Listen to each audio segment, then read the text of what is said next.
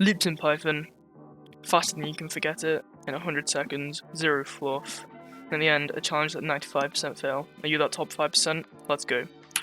Loops are very powerful in Python. They let us reuse code without actually having to retype the code.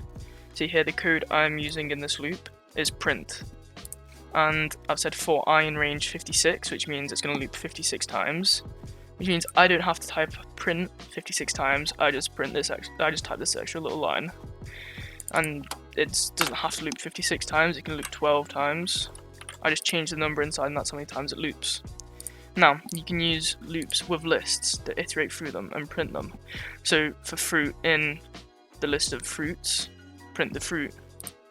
So that's going to go first iteration, banana, print banana. Second, apple, print apple. Orange, kiwi.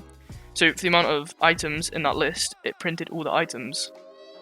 So it looped as much as it needed to.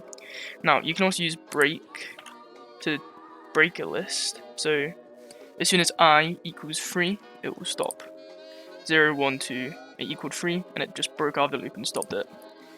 Same thing is with continue, and what it does, if it meets a conditioning continues, what continue does is it skips this iteration and goes back to the top of the loop and carries on. So when I equals 2, it won't print 2, 0, 1, 3, 4, because when it equaled 2, it skipped the print and went to the top.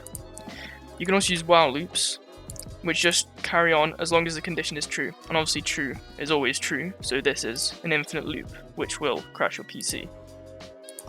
And you can also use counters with while loops, so while the variable counter is smaller than 5, it will keep printing. But as soon as it's bigger than 5, 0, 1, 2, 3, 4, as soon as it's bigger than 5, or equal to, it will stop. Finally, the challenge.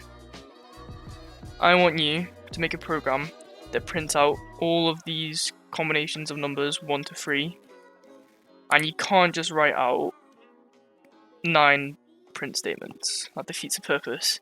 You can't hardcode it, and you have to use loops. Write your answers in the comments. I look forward to reading it. Goodbye.